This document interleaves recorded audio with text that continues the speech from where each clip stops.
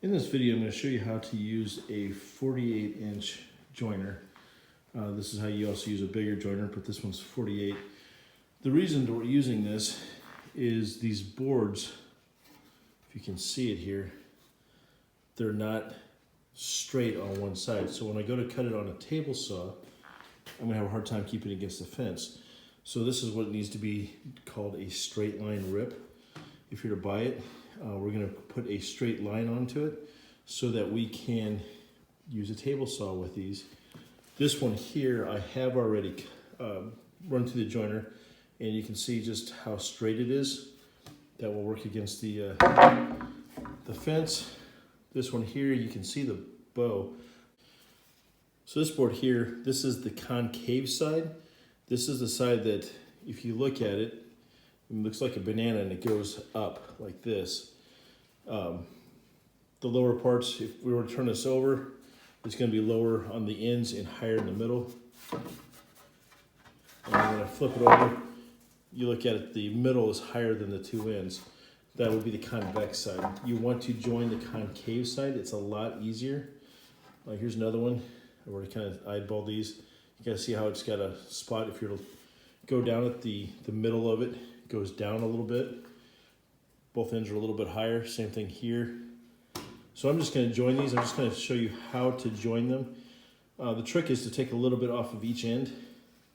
There's another one here too. You can kind of see it kind of bowing. The trick is to take just a little bit off of each end and just kind of keep working it, checking it, seeing how it works, and you get to a point where you're able to make it cut all the way through.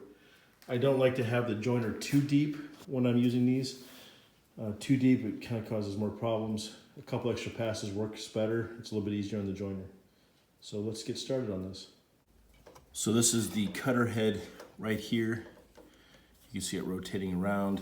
I've got my notes for the size of nut that is when I change the blades, but it rotates like this.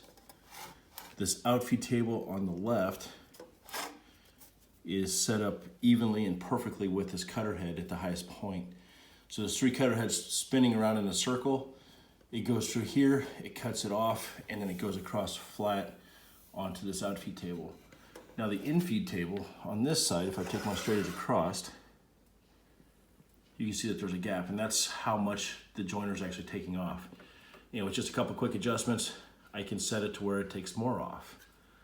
But for joining edges of boards and anything I've ever really done, I've never needed to go too deep. It's going to tear up the board a little bit. It's going to cause more chips.